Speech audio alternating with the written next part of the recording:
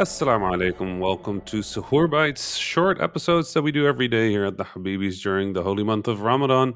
My name is Rami Ismail, and for my Suhoor Bites, I'm just going to be talking to good people that are Muslim or Arab or that have memories of Ramadan around the world, no matter where they're from or who they are.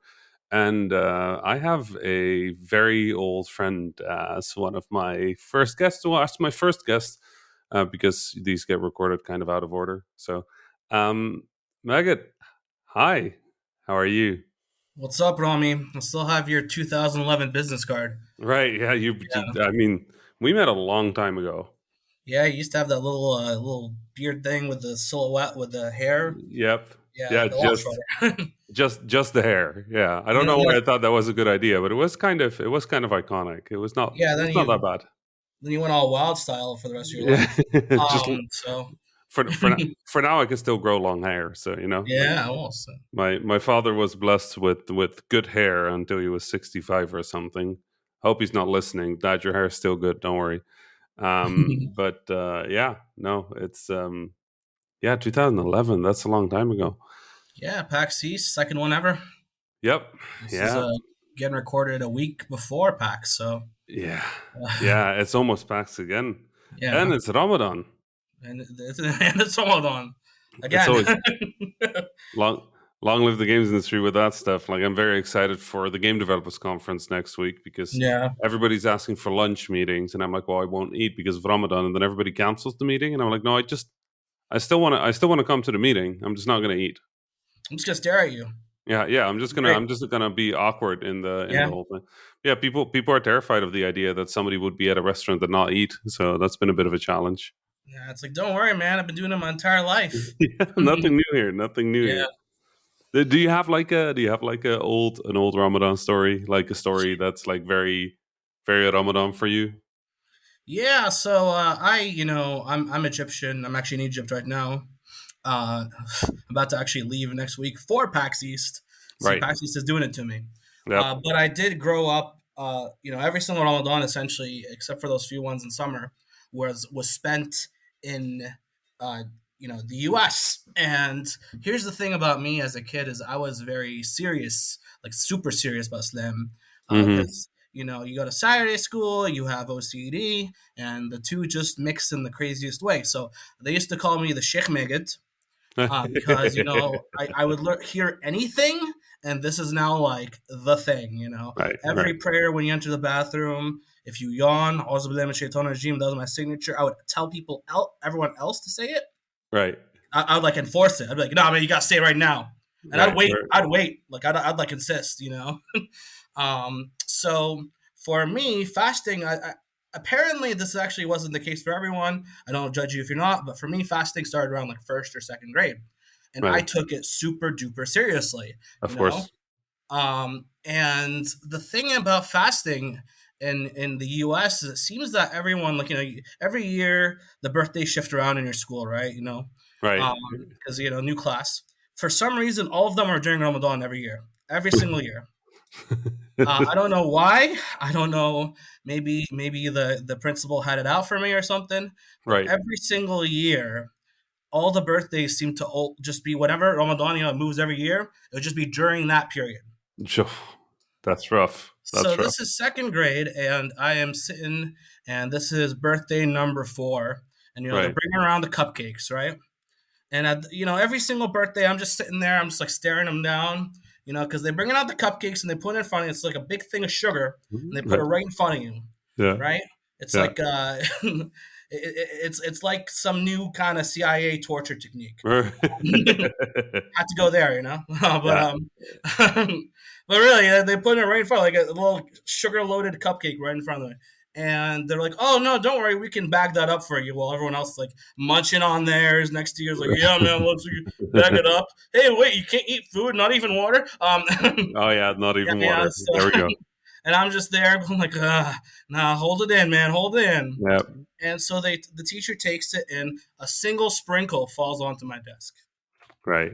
Now this is the ultimate test, right? Right. This This is is the the true this is the, the the true test. yeah, this is like the hable, the day of judgment where you like you Yeah. fall off. It's as Yeah. thin as a hair. Yeah. This for me, this is the test right here, right? It's Yeah. like, it's like, where are you gonna fall off, right? Is this it? Because for me, this is like, oh man, this is it. So I just look at that sprinkle and I'm like sweating. It's like that SpongeBob, where he's like, I don't need it, I don't need it, you know. And I give in. I was like, my hand acts without my brain thinking, and I just eat the sprinkle. Yep. And I immediately realized the gravity of what I've Yeah. done. One single sprinkle for a second grader. Oh, this is it, you Yep. know? And I That's it. immediately You're break. done. I'm just like, teacher, I've broken the core tenets of my religion. Pillar number 4. Oh, yeah, that's rough. And so they call the emergency number for my dad, who he's a doctor, very good doctor, and Yeah. he's a hardworking dude, and he gets this call on the emergency number, like, yeah, your son is crying because he ate a sprinkle. Does this mean he's going to hell? Right. And my dad looks at him and is like, no, Yeah. Yeah. he's not even supposed to be fasting yet. Yeah. Yeah. He's too young for that. Yeah, Yeah. that So sounds that sounds like me. I took it very seriously when I was a kid.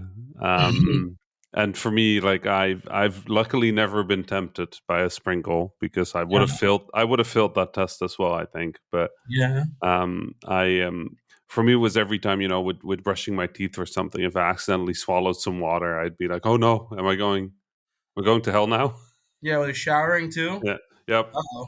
Yep. Yep. The true challenges. The true challenges. The true challenges. Yeah. Everything else is easy, man. Like when it's like food around you, it's like, oh, that's far away from me, right? There's no Yep. way that's getting in my mouth. You Yep. know? But that do you know I think one of my favorite things about Ramadan very often is just like Muslim TikTok and Instagram and YouTube Yeah. goes just gets so funny. It gets so funny. I hope one day I get to speak to the person who did that video about like calling the sheikh, calling the imam that Oh yeah. he accidentally fell and he ate like nus tufah, like half an apple and like like That one's like shawarma, a sandwich with shawarma and like approximately 3 liters of water. it just keeps going. Yeah, No, the best part's like the call at the end there. yeah, yeah, He's just like, what? yeah. No, there's so many good ones. There's another one I always love that is like a guy sitting in his car and it's Ramadan and he grabs like a chocolate bar Yeah. and he almost bites into it, but it's like a convert. It's like a nice car, like it's a convertible. Yeah. Um, and he almost bites into the chocolate, and then he goes like, "Oh no, astaghfirullah," and he like pulls up the roof over the convertible, and then he eats it as if that will like, Yeah, I mean it's you gotta just get rid of the temptations, right? I do the yeah, whole thing where it's like the water bottle gets yeeted into the sink or far yeah, away, yeah. Just hide all the temptations, right? Yeah, yeah. It Because makes it easier. I had a friend that would always come back when I had my first house around the time I met you. Actually, I yeah. had this friend, very dear friend. His name was Matthijs in the Netherlands, and every Ramadan he would come to my office. He was in the next office. He would come to my office and he would just slowly open a can of Coca Cola and then go Oh, like, "Well, if no. it's not a challenge, it's not a test of faith," and then he would leave again. I Exactly. I very much respect that man. You, it was always a good challenge. Yeah, man. So I always tell people in Egypt, I was like, you guys may be in the desert, but you have it easy. um, Yeah. you don't have the No, test of will. I have a very good friend who just moved to the Netherlands from Egypt actually, and he's Yeah. Muslim, and he's doing his first Ramadan here in the Netherlands, and he's like, how do y'all do this? Like nothing here changes for Ramadan. Like everything is the same. You still go to work same hour. You still go to bed same hour. Like the days are long. The sun comes up early. It goes down late. Like how are you doing it? And I'm Yeah. like, well, everybody has their own context, their own like situation, and ultimately it's a test of faith. Yeah. And it's a test of discipline. And I think no matter what, I always enjoy Ramadan for those reasons. It just feels like a very good month. Do you realign your schedule at all for this? I mean, you're a freelancer, so Yeah, I used to, but nowadays I don't really like. just power through it. Yeah, I used to do that. I used to literally shift my schedule 4 or 5 hours, but by now it's just it's probably better to just do Ramadan and keep my schedule stable. I'm getting too old to be shifting schedules. Yeah, I feel that. I still got a few more years of that probably doing that. Yeah, yeah. Well, hey, might as well. Mm. Maged, Yeah, I'm gonna. super good talking to you. Yeah, Um, I I'm very happy. I got to start Ramadan catching up with an old friend. That is the that's how best you do, way. That's the best way to start Ramadan. I think it is also a month of people and friends and connection. So, um, sort of this shared experience of Ramadan is also very dear to me. So, I never feel more in touch with other Muslims. Honestly, it's the one thing we all have in common, right? yep, I Right. agree. I agree. Good. Megan, thank you so much. For everybody listening, I hope you also have a good, by now, second day of Ramadan, or for those of you starting today, first day of Ramadan, because I think some of us are starting today. So if you do, I hope you have a blessed Ramadan.